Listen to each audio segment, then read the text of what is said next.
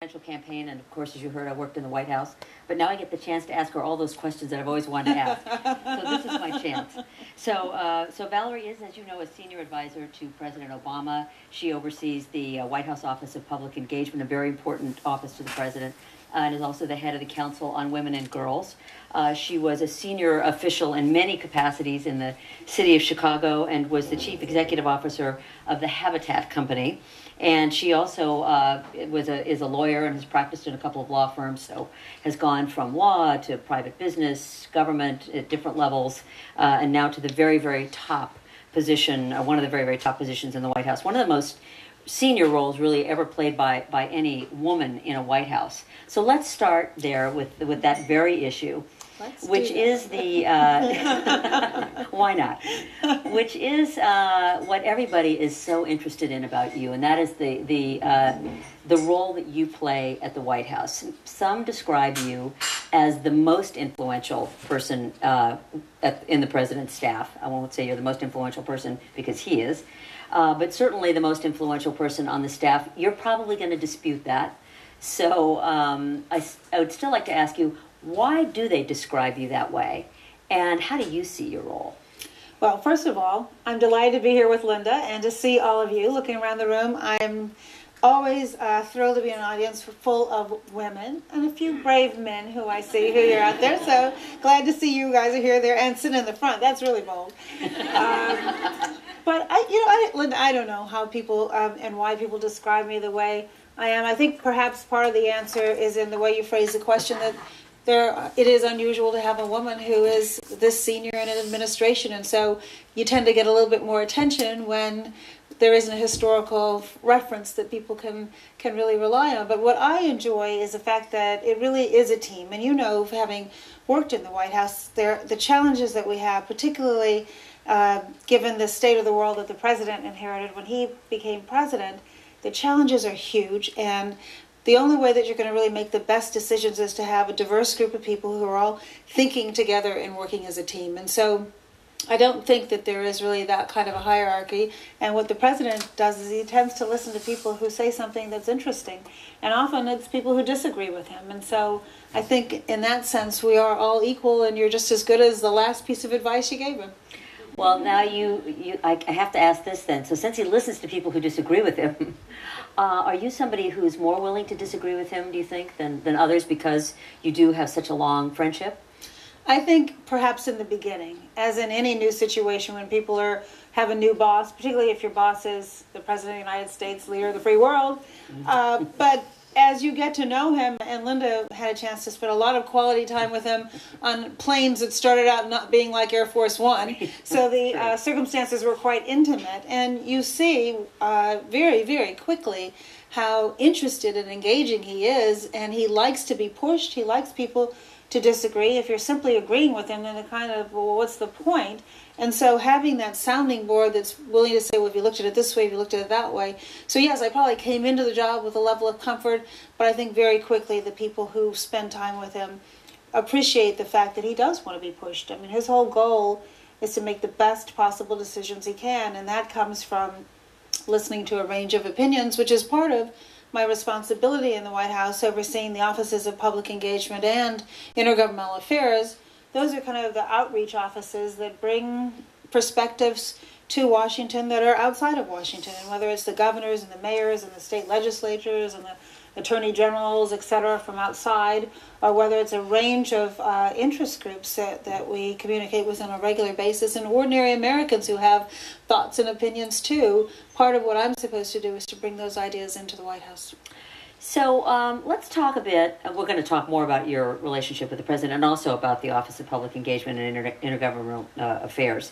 But let's talk a little bit about your relationship with the First Lady, because it's very unusual to have somebody at your level in the White House who has a relationship, personal and professional relationship, with both the president and the First Lady. So you gave her start professionally. No, I gave her a start in government service. In government service. She was already practicing law at a law firm when I met her. And in fact, she figured out in 2 years what it took me 6 years to figure out, which is that the practice of law at a law firm Anybody practicing law firm out there? I would say that probably Sorry. half the hands are going to go up here. Well, you know what? It's a matter of finding your own passion. And what the First Lady and I both realized at varying stages in our career, early in our careers, is that it wasn't what was something that we cared passionately about. And so our first conversation was really about that experience at a law firm and me trying to present to her what public service would offer and why I thought she was just going to make an enormous difference. And I turned out to be right about her, and you know, she had a pretty good fiance who turned out pretty well himself. So you started as her boss, I did. and now she's the First Lady. Talk a little bit about how that relationship evolved, and what is your role with her in the White House? Well, it evolved as many friendships do, and I think from the moment I met her, and I still remember our first interview, it was supposed to be about a 20-minute interview, and an hour and a half later, I offered her a job on the spot, which was totally inappropriate because I should have checked with my boss, the mayor, before I started giving out offers. But she just struck me as being extremely wise way before her years. She was about 26 years old. She'd only been out of law school for a couple of years. But in the middle of the interview, I realized that I was no longer interviewing her because she had me with hello. She was really interviewing me, and she was asking really good questions to make sure that if she came in, she would actually be able to add value and make a difference. And she just didn't want to do public service because it feels good. She wanted to know that she was going into an environment where she could really move the needle. And it reminds me of the process that she was going through very recently, talking about a second term. And her office really ran a strategic process. And her requirements were, she said, I want to make sure that whatever issues I take on, I can actually move the needle and I care passionately about them. And that they'll last longer than just my husband's term. And so, in a sense, those are the same issues she talked about with me now nearly 23 years ago. So she hasn't changed much. To your question in terms of my role, because Tina Chin, who's her chief of staff, used to be the head of the Office of Public Engagement, we work very closely together. And so there is really, I think, and maybe unprecedented in the White House, really a seamlessness between the West and the East Wing. And I only know what I've read from prior administrations, but oftentimes the First Lady had her own agenda, and it wasn't necessarily a part of the President's agenda. And this First Lady's view is she wants to, have those passion and move the needle, etc., but she also wants to be something that's going to be helpful to her husband. That's what this is really all about. And so we spent a lot of time collaborating about that, in addition to being friends. So, and you are friends, obviously, which is a great benefit to in terms of their trusting the advice that you give them being in their interest. But you've certainly read all the criticism that the inner circle is too small, that it doesn't change very often, that that the president, you've heard people complain that he should reach out more, that he should either bring in more outside people to work in government, or that he should be socializing with Congress more. You've heard all that. Do you try to get him to reach out more? Do you think that it has been an issue? Because there has been what's been described as a charm offensive underway in Congress, where he's been spending a little bit more time with them. Have you encouraged him to reach out a little more? I think, first of all, just to set the record straight, I think he has always reached out. He's been extremely engaging. Part of the skill that I thought he brought to the White House is what I observed in him when he was in the state legislature back in Springfield, Illinois. Even as a very junior senator, he had the capacity to reach across the aisle and find that common ground. I think, frankly, in the first term, what he found was there wasn't a lot of receptivity on the part of the Republicans in Congress, some Republicans in Congress, to have that engagement. I think since the election that's changed. And I think if you take issues such as immigration reform, we tried so mightily in the first term to get some sort of engagement, particularly since under President Bush, both the president as well as I think it was 11 senators, Republican senators, co-sponsored a bill for immigration reform. And when President Obama came in, that enthusiasm vanished. Well, now, since the election, we've seen a lot of interest in it. And so I think it's a two-way street. Yes, he did reach out in the beginning. It was kind of clear that they didn't want to engage. And now there seems to be a willingness to engage. And so, of course, he's going to increase that outreach. He's going to do whatever he thinks it takes to get the job done. And so I think a lot of the original critique was unfounded. I think in terms of the White House, we've had a great deal of transition. There have been a lot of new people who've come in. And I think as those folks come in, it strengthens our team. I think having new and fresh voices and perspectives is energizing to us all. I think that having Dennis McDonough now as the chief of staff, everyone's feeling, because the president, as he began his second term, had all this energy and enthusiasm, and Dennis hit the ground running, and everybody's stepping up their game. So I think that's natural, and I think that's good, and I think that's healthy. And the president appreciates having that fresh perspective. And we want to move to issues. I just want to ask you one more thing about that in terms of your own role with him. You know, because you do weigh in on so many issues. You've certainly read those who probably may well be envious about that access that you have, say that is primarily because you're friends. How do you react when you hear that? Well, it's a little insulting. I think the assumption there, don't you think? Thank you for nodding your head.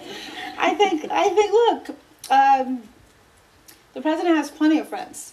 He didn't need me to come into his administration to be his friend. He's got great friends, and I think that part of what he expects from his senior advisors is to provide him with strategic advice. And so for my colleagues with whom we interact on a regular basis, I'd like to think that they think that I add value. And I think for the people who are outside, maybe it is a bit of enigma. And so it's easy to say, well, it's probably because the woman is his friend. But I don't. The woman is his friend. I heard that.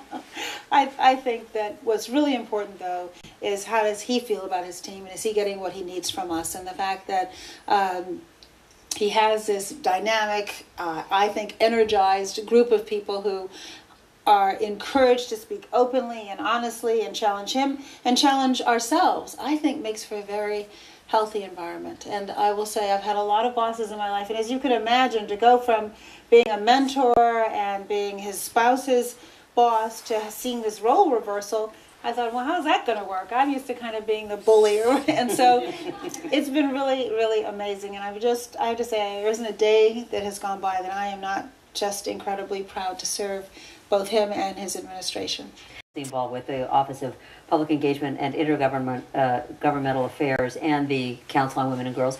What do you see, because they aren't as well known to the outside world as some of the other things he's done, what do you see as the greatest accomplishments that you've been able to achieve with those two divisions, two groups? Well, the whole point, as I said at the outset, Linda, is to really encourage people who are out there kind of where the rubber meets the road, mayors who are running cities, small and large, rural areas, to give us their perspective, tell us how what we're doing at the federal government actually affects their lives. It's the same thing with the Office of Public Engagement. There's just such a range of constituencies out there who are deeply affected by the decisions that are made in Washington. And our goal, the president's goal every day, is to wake up and think about them. Think about the American people and their plight and their challenges and the opportunities that he wants to create for them. And I think he has said that in the first couple of years, he worked so hard on getting the policy right that we didn't have as much time available for the engagement and bringing in the fresh ideas and getting outside of Washington and traveling around the country and having that serendipitous encounter on a rope line where somebody tells you this powerful story about what you're doing and how it's affecting their lives. That is invigorating for us all. And so really what we have found is our successes are best when the American people have the wind at his back. And that happened even obviously before the election. If you think of something like the payroll tax break that we were able to get through Congress a little over a year ago, there was a lot of resistance until we traveled around the country and talked about it. Same thing when the interest rates on the student loans were about to double. It was amazing how you could get a lot of young people interested in that issue. And I think that helped make the case to Congress for why what we were proposing was so important. And we look forward to doing a lot more of that in this second term. So as part of your outreach portfolio, you have been the liaison to the business community, and as we all famously know, they weren't particularly complimentary of the president's first term, and in fact, many of them supported Romney, in spite of the efforts that you and others made. What happened there? Well, you know, we get asked this question a lot. I think you have to remember what we were going through when the president took office, and let's face it, the economy was in crisis. The banks were in a free fall. The stock market was in a free fall. The world economy was really teetering on the brink because of what was going on in the United States. And the president had to come in and very swiftly make some tough and often unpopular decisions to continue the bailout of the banks that President Bush started, to move forward with helping the automobile industry, something that wasn't popular at the time. Looks like a brilliant decision now, but at the time it was very controversial. Push through the Recovery Act to make sure that we had some resources available at the federal level so that we didn't continue this free fall around the country. Put in place rules of the road to ensure that we never again were in the situation where the taxpayers had to come in and provide the kind of subsidy that they did to the banks. All of that was contentious with the business community because they were going through their own challenges. And then you had a bit of a disconnect where it suddenly, out of nowhere, the world had collapsed. And some of it continued with business as usual, with the bonuses, etc. Meanwhile, American people were out there losing their homes and losing their jobs. And just think, we lost 4 million jobs in the last 6 months of 2008, 750,000 jobs the first month the president took office. That was sending shockwaves around. And so I think by nature of the circumstances, there was going to be some tension. And there were some where there were honest policy disagreements. So, for example, some in the business community wanted us to not move forward with Dodd-Frank. Some in the business community wanted the repatriation holiday to be reinstituted again. So there were some basic policy disagreements. Some of it was tone. But what I think has been encouraging of late What do you mean some of it was tone? Some of it was just the rhetoric that you were hearing on both sides. And I think the times were tense. People had a lot at stake. The president was working really hard to right the ship. And I think that inevitably ruffled some feathers. But 4 years in, I think if you look at a lot of what we did accomplish together, as well as what we're doing moving forward, our interests are a little more aligned. And so, for example, we worked very closely with the business community to get the free trade agreements through. South Korea, Panama, Colombia, those are really important. We're working on them now with additional free trade agreements. We did an enormous amount for the travel and tourism industry to expedite through the State Department visas that were taking far too long. And we were hearing complaints about people standing in line for hours or having to travel for miles to get a visa to come to the United States. Well, now we've really streamlined that entire process. And so if you look at the various segments of the business community, which is not homogeneous, the president's emphasis on manufacturing and providing the kinds of resources that we need to train our workforce so that they're prepared for the jobs of tomorrow. That's something that we're working on very closely with the business community. And frankly, at the end of last year, when we were facing the fiscal cliff, the business community engaged with the administration in a way that they didn't when we were facing the crisis back in the summer of 2011 when the debt ceiling was looming. And I think that was kind of a wake-up call for both of us.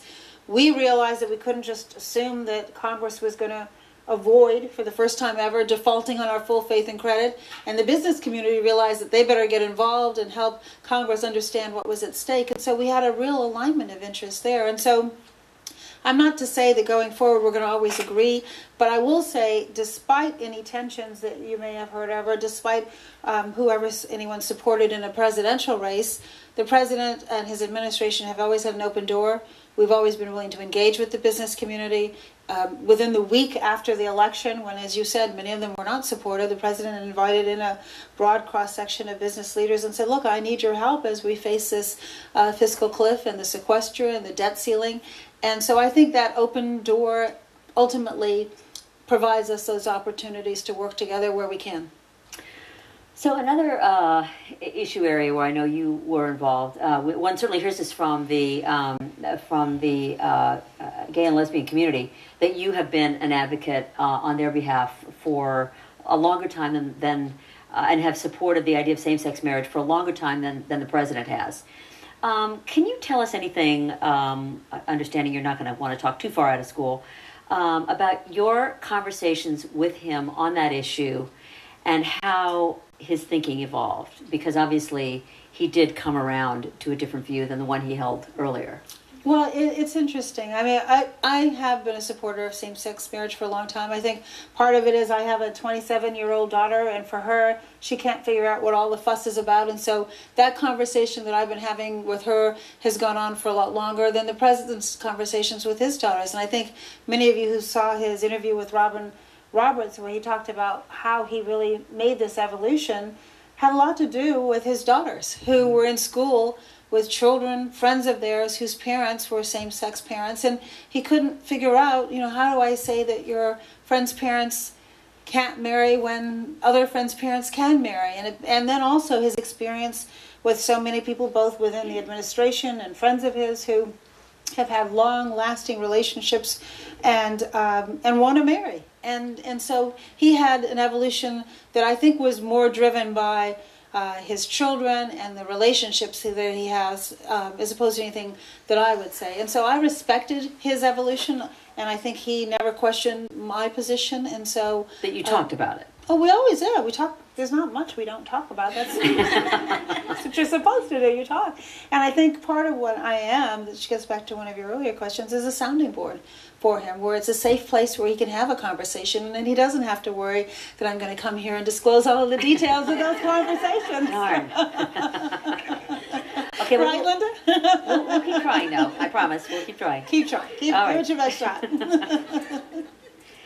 So then another issue is same story that one often hears about you, that you long advocated the idea of people who came to this country illegally as children should be allowed to stay here. Yeah, the DREAM Act kids, I have to tell you, my goodness. And I can tell you exactly where that came about. A couple of years ago, maybe even 3 years ago now, and you all may remember this, a group of these young adults walked to Washington from Florida.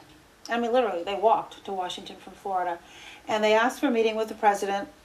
And because they were here without authorization, they couldn't even come into the White House gates, or they would have been arrested, because you can't come in if you're not legally here. And so I met with them outside of the White House, together with Cecilia Munoz, who's been the president's point person on immigration. And when I met these young people, and you hear their stories about growing up, some of whom did not know that they weren't citizens until they tried to apply for college or for a job. And so you can imagine the shock to growing up in this country and loving this country. And they all had, they wanted to be teachers, or they wanted to serve in the military. They loved this country. And when you heard those poignant stories, you couldn't help but to fall for them. And I met with them 3 or 4 times. And over the course of those meetings, they kept saying, we want the president to recognize and do everything within his power. And our first choice was to get legislation passed, because that's the way that you could have a permanent path to citizenship. And there wasn't anything that he could do on the executive branch that would give them that. And we also didn't want to take the pressure off of Congress from passing a comprehensive package. But when it became clear that they simply weren't going to do so, the president did sign that executive order. But it's a stopgap measure, which is why we're working so hard for this permanent solution. And I think that there is a chance that we could actually get it. I'm feeling very optimistic about comprehensive immigration reform right now. But yes, I was a big advocate for those DREAM Act young people. They're just, and maybe it's just the mom in me, but you meet him and I could just see my daughter, and their commitment and love for our country was absolutely no greater than hers. Did that take a lot of persuading? It doesn't sound like it necessarily did. But well, he was always an advocate for it. It was just we were trying to figure out what was the way of providing that permanency. So, I mean, I think, and I see what you're kind of getting at here, Linda, so let me kind of jump ahead for you. The president and I really agree. I mean, our vision for our country, our philosophy in terms of growing our economy from the middle out as opposed to the top down, our belief in equality and equal rights, those basic fundamental values are ones that we realized we shared the first time we had dinner 23 years ago. And so I think that that is part of the bond of our friendship. And so he does not need a lot of persuasion from me to care about the same issues that I care about. He already cares about those issues very deeply. And I thought, I was so delighted with his inauguration address this time, because I think it really captured, as only he can, he's just this eloquent writer, really captured the essence of what he thinks our country is all about, where you are bending that arc of the moral universe towards justice. A lot of passion. You were involved in conversations, I know, with the president, as others were. It was an opportunity to strike when the iron was hot, as much as one can strike when the iron is hot in today's Washington climate. But what happened? Well, I'm not as pessimistic as your the way you phrase that question would indicate at all. In fact, I had breakfast with the Vice President this morning just to talk about what more we can do, and he's still feeling very good. The President's in Colorado, on his way to Colorado right now to do an event to keep the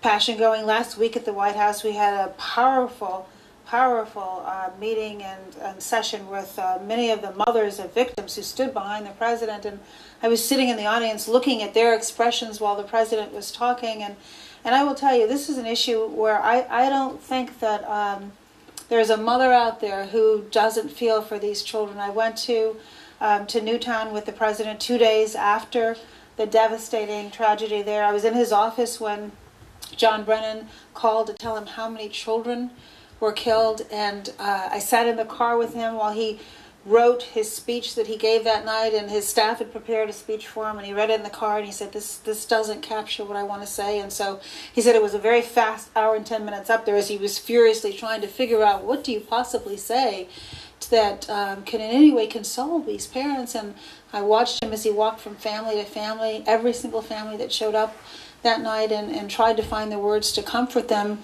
I went to Chicago with the First Lady for Hydea Pendleton's funeral, and I now know her mom, Chloe, and her brother, and their whole extended family. And once you've seen the devastation that so many families have undergone, we will not be deterred because this is difficult. We always knew it was going to be hard, and we're going to just keep pushing. And I think, I'm still confident that we'll get legislation passed. The president's already taken 23 executive actions, so we're going to do everything within our power in the executive branch.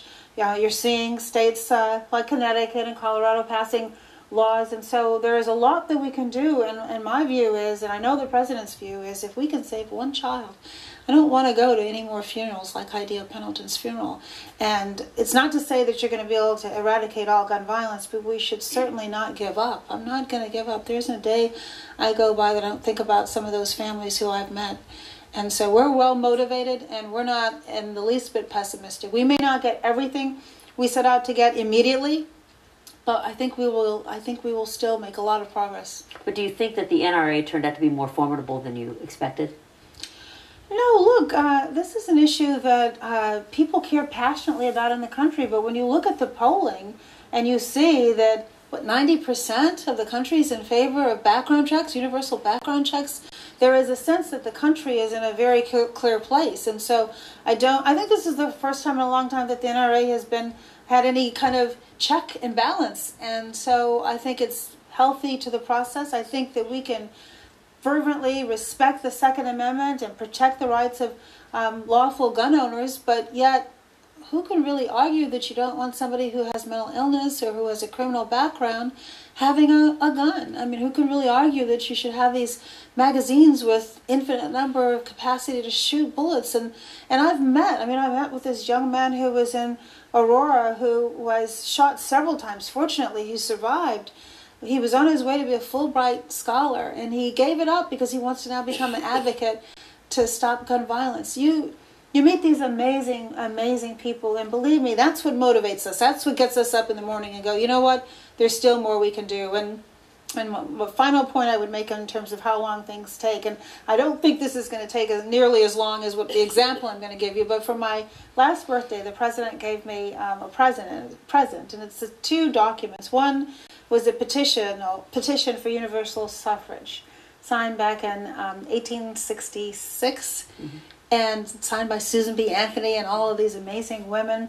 And then the final resolution of Congress in 1919. So over 50 years it took to get this done. And you think about the people who signed the petition who weren't necessarily there when the final resolution was signed. They had to pass that baton to the next person. So change is hard. We know that, Linda. You remember change, change and hope? Yes, I do. Well, we haven't given up hope, and we still know that change is hard, but you just have to keep at it. And when it comes to issues like comprehensive immigration reform or gun control, the sands shift quickly. And I'd like to think that after the devastation that we've seen around the country in the last couple of years, that would be enough. And it certainly seems to be enough for the American people. And what we have to do is try to help Congress catch up with where they are. most influence? You know, Linda, Which one? Not answering that question. I don't know. I can't. I wouldn't even begin to be able to guess. And part of it is because, and one of the things that I want people to understand is the way everything is very collaborative, and so we have conversations in the White House, and it's a great team of people, and we all talk to one another. And you know, from the work that you did on the Affordable Care Act, you remember those meetings in the Roosevelt Room with 20 people. Well, could you say that one person in that room was really the driving force? I suppose if you had to pick one person, you might say Nancy Ann DeParle, but then she would never admit that. She'd say that it was a team of people. And so I think I take a great deal of pride in being a part of this team. And part of the reason why the team works is that you don't find people saying, well, you know, I did that, because this is really all about us helping the president make the best decisions. And I think the one thing I can say uniformly about his senior staff is that ultimately our job is to provide him with a range of choices, give him our best thinking, and then have complete confidence that he'll make the right decision. And we always, he always says, you know, well, when are you going to bring me that easy issue? And it's like, you've come in here with 10 things, they're all really hard. And we go, well, if it was easy, we would decide it. Those are the things that you never hear about. The ones that are really between a bad choice and a worse choice, that's where you come in. So that's what our job is. And so it's not an administration where you're going to find anybody who's saying, yes, yes, I did that. It's one where our goal is to just make sure he makes the best judgment he can. And we trust his judgment. So in the 5 years that you've been there, from walking in the door, you know, with every horrendous problem in the world facing you, and a brand new presidency, and a team that had not been in a White House before. This is not a recycled White House team, as some have been in the past. What do you think is the most important thing that you've learned in these 5 years, or maybe the thing where you just go, wow, okay, so here I learned this? And what do you think you do differently today than you did when you first started 5 years ago? That's a very good question. Well, we are in a different place now than we were 5 years ago. I think, I mean, goodness, there isn't a day that goes by that I haven't learned a lesson that is very, very important. I think one of the lessons that I learned actually working for city government that I had to relearn at the federal level, because was really like drinking out of a water hose, is that you really, in the course of the day, you have so much coming in at you. And part of my job is to bring all that in, but you also can't lose sight of the focus. And how you get things done is by continuing to just nudge along. And I think that it turned out to be harder than we had anticipated in terms of accomplishments that required Congress as a partner. But you can't give up. What an artful way to put that. You try to be the devil. You can't give up. You just have to be determined and resilient, and you have to be focused, and you have to push. You have to try a lot of different things, and if one thing doesn't work, then you've got to be flexible and try something else. And you also have to have a certain core decency about you, that there's some things that you're not going to do in order to get what you want. And so all of those kind of things that you learn from your parents, or you learn in kindergarten, that book that came out, Everything You Ever Need to Know, you learn by kindergarten. That sense of team play, I think, is really important. But the resilience and not sweating the small stuff, because this is a tough town. I suppose you guys know that. You work here. But coming here from Chicago, I thought, well, I grew up in Chicago politics, and everybody's heard so much about Chicago. Let me tell you, Chicago's child's play next to D.C. It really is. This place will break your heart if you let it. And you have to let a lot of things just kind of roll off. And people say things that aren't true, and you just can't spend your nights anguishing about that. And you have to remember why we're here. And if you get out of Washington and you travel around and you meet some of these amazing people who have been touched by the good things that we have gotten done, that's what consoles you for some of the tough times that you face in this town. So a tough skin is very important, and try to keep a good heart. Okay, so now we get to the fun part, which is being a woman in a man's world. But let's start with the White House, because certainly it has often been said that it's a boys' club over there. That's been the rap on this particular White House, for a while. Is that true? And have you done anything yourself to try to mitigate any of that or to try to change that impression or that reality?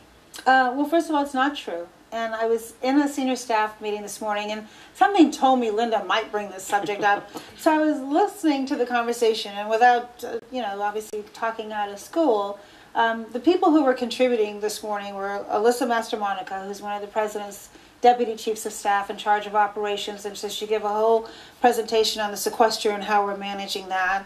And then there's always Kathy Rumler, the White House counsel, who we don't make a move without consulting with Kathy Rumler, or President recently promoted Daniel Gray to be cabinet secretary, and one of the goals for the second term is to really make sure the cabinet is seamlessly integrated, just as I said we did with the West Wing and the East Wing, making sure that we really are better integrating the cabinet into the decision-making process. And so Danielle had a lot to say. And so I could go on with the senior team that the president has surrounded himself. And then there's the cabinet, and here you have Janet Napolitano. We just recently saw, last week I was thrilled that the first woman now has been named to head the Secret Service. And so if the president's prepared to put his life and the life of his family in a woman's hands, I think that's a pretty clear signal. So I give these examples, not to mention, I mentioned Nancy Ann and then Kathleen Sebelius. And when we talk about the president's second term, he has a very robust legislative agenda.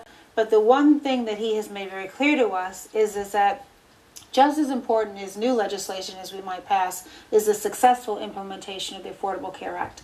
And so that's in the hands of Kathleen Sebelius. You've got the two women on the Supreme Court who are going to be making major decisions affecting our country for decades to come.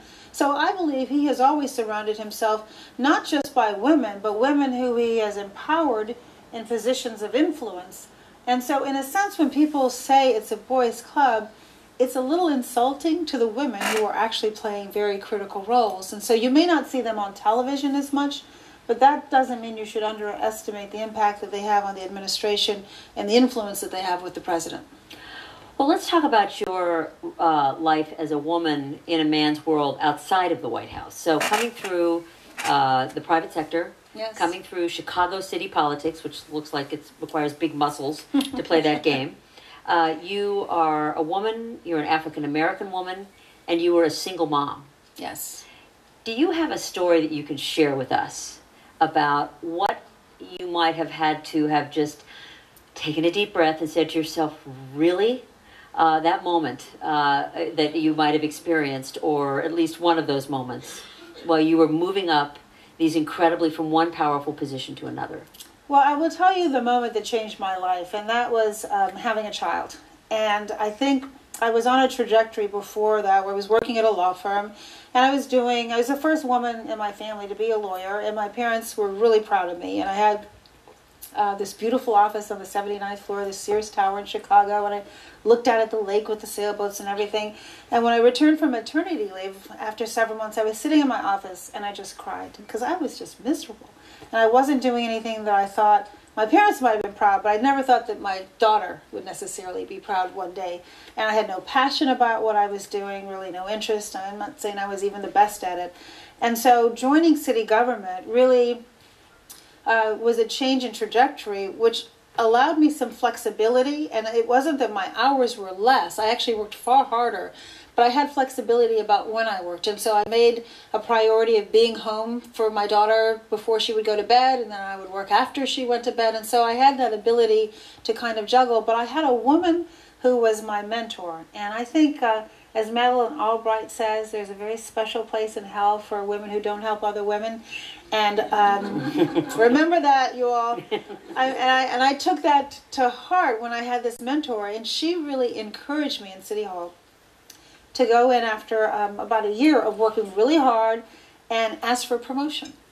And my boss was a man, and she pushed me, and I kept thinking, I'm a single mom, I have a really good thing going here where I can do my work, I have this flexibility. And she said, yeah, but you're doing the same job as somebody who is a deputy. You should have that title, you should have the office, you should have everything that goes with it, and you should have the salary. And as a really good mentor, when she said it to me once and I didn't do it, and twice and I didn't do it, and 3 times and I didn't do it, she was dogged. She was just like on me. And so one day I went into my boss's office and I made my case. She said, don't go in there, just ask for it. Tell him why. And I had always thought, well, that he would just recognize my worth, and why would I have to go and explain to him all this stuff? And it was really uncomfortable. But I got through it, and I'll never forget. Judd listened to me, and he had glasses, and he looked at me over his glasses, and he listened, and he said, okay. I was like, what? He said, okay, okay, you're right. And I said, oh, and I want that office next to yours up in that front suite. He said, oh, you can't have that office. It's total hierarchy based on longevity. And I go, but you don't have any women up in that front suite, and I think it would look better. And he said, no. And I said, well, we'll see. And I just moved in. I just moved in. I'm stunned now when I think back on it, and that he's still my friend. Wow. And once I moved in, he couldn't really say move out.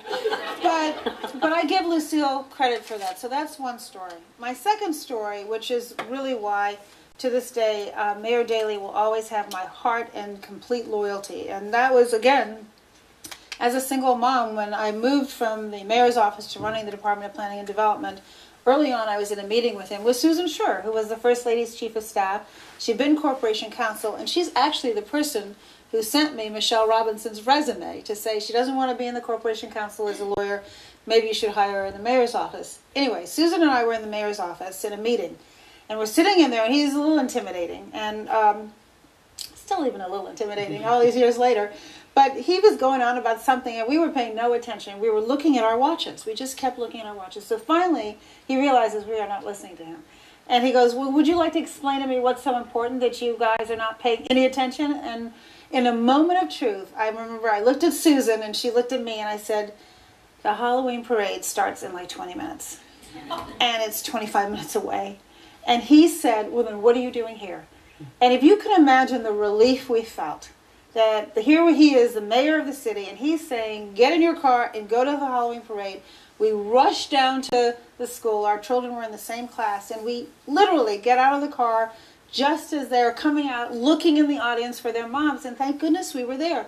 And I tell that story because we were talking before we came out, Linda and I, about, can you have it all, and the whole controversy that's going around now with Sheryl Sandberg's book and Anne-Marie Slaughter. And my view is you can have it all. But to close, I'm going to slip one very quick question in, right, and then I'm going to open it up for questions. So you were certainly instrumental in helping to elect the first African-American president.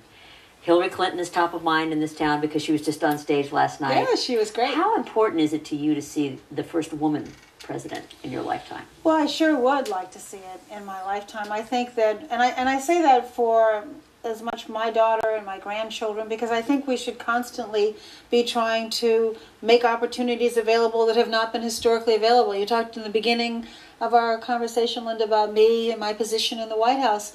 I would hope that in the next White House there would be several Valerie Jarretts, and that would always continue to grow. So I think advising Hillary Clinton. Advising her? Advising Hillary or whomever else. But I think what's so interesting about the question is, my goodness, it's the beginning of 2013. Why are we talking about the next president now? Can't we give this president just a little more time to be president before? Oh, I know. See, this is what we have. I know it's Washington. It's like the day after the election, you're on to the next race.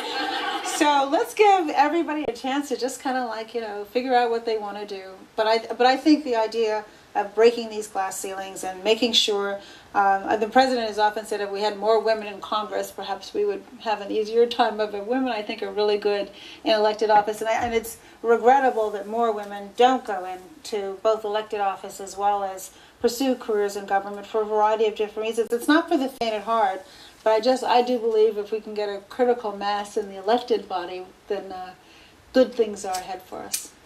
Okay, well, that was great, and thank you so much for that. My pleasure. And now, if anybody has any questions, we have somebody with a microphone over here, so just raise your hand and just identify yourself. Okay, first question comes from a man. Is there a mic? Sure. Hi, I'm Steve. I work here in the city and study IR as well. Thanks a lot, Linda. I've told you before, you're awesome. A lot of us, Ms. Jarrett, have basketball on the mind, so as a man with very intimate ties to Georgetown University, I wish your law school alma mater luck against Syracuse. And if the president wants to go better than 2 for 22 from the 3-point, I offer my services for the rest of his term. Thanks a lot for bringing Sure that thing, up. sure thing. You're a business leader and a pretty strong model for women and girls. Could you comment a little bit, or give your views on the flap over what happened to Adria Richards, who's a programmer in California? She attended a conference out there, and some fellas sitting behind her made some pretty vulgar remarks. They were fired afterward. You may know the story. I actually don't know the story. Okay, so well, please go they on. were fired afterward, and as a consequence, she got a lot of threats and such. So that's just men behaving badly, if you could, in the workplace. So That's a big topic, men behaving badly, just generally, let alone in the workplace. That's one question of, Okay. of two. Got an hour? Well, not really. Just kidding. When I was a kid, I devoured a book by the great Evan Thomas, Walter Isaacson, The Wise Men, Six Friends in the World They Made.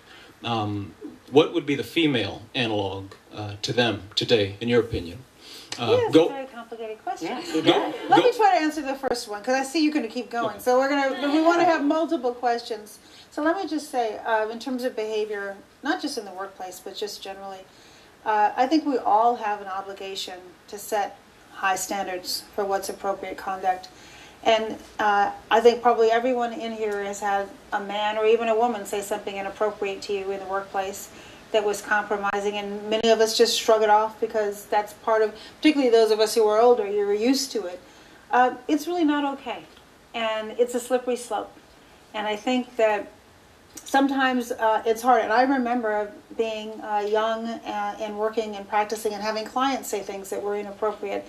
And part of what we tried to do back then that I discourage anyone from doing now is that you want to be kind of with the team. And so you don't want to look like that woman who can't take a joke or whatever. And I think it's perfectly okay to say, you know what, you can't talk like that. That's just not acceptable. And that we should really be standing up for ourselves and each other.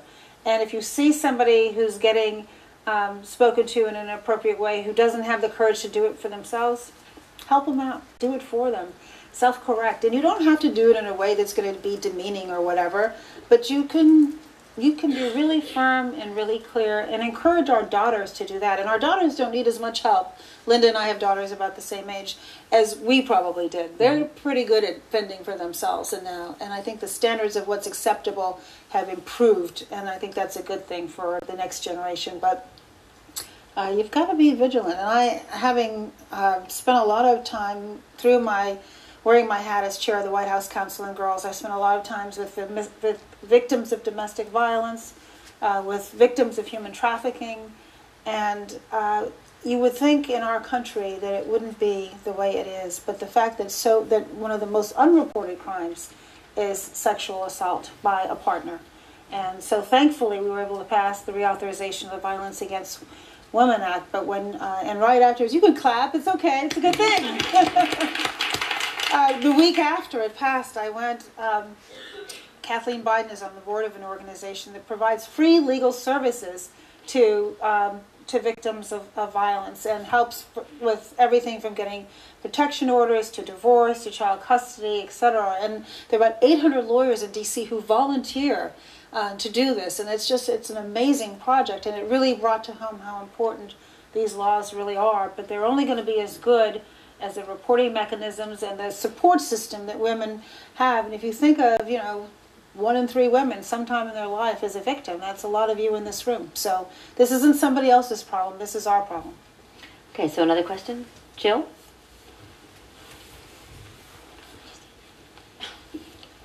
Hi, Jill. It's Jill Lawrence from National Journal. You said that one of the priorities of the second term is going to be implementing the Affordable Care Act. Mm-hmm. So my questions are, there's been a lot of, there's been some articles recently about businesses having problems, businesses that are small and would grow but are waiting to see what happens or may not decide to grow if it seems too onerous, benefits that businesses thought they would have next year that they won't have because of delays.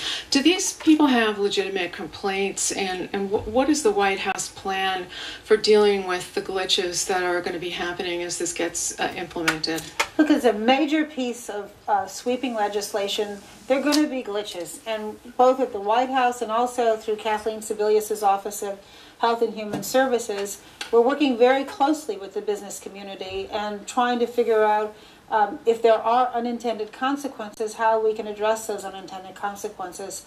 we think that the successful implementation is going to be very challenging, but that's why we're spending so much time planning and reaching out accordingly. One example, we had a meeting a couple of weeks ago with folks from the pharmacy industry, because pharmacists are very trusted and they're going to be on the front lines. And one of our responsibilities is going to be standing up these exchanges around the states as well as the federal exchanges and getting the enrollment going. And a lot of the people who we want to be the beneficiaries of this enrollment may not know what they have to do in order to get enrolled. And so figuring out creative ways of marketing those exchanges is something we're engaged in a lot of dialogue right now and always open to suggestions. It's going to be a real grassroots effort to register people and making sure that they have access to the benefits of it. And I think our view is that this is going to improve the health of our country. We're going to be able to offer affordable health care to everyone, but it doesn't mean that it's not going to be without challenges. And so for small businesses, we have a very aggressive outreach to them to make sure that they actually understand what the requirements are, where the waivers are available, what the potential benefits to their employees would be. And overall, we are absolutely convinced that it's good for the country. But there will be an intensive outreach effort that's, as I said, both through the White House and through HHS, to make sure that people understand what the opportunities are here, and that if there are glitches that we can administratively address, of course we want to address them. Okay, we have time for one more because, yes.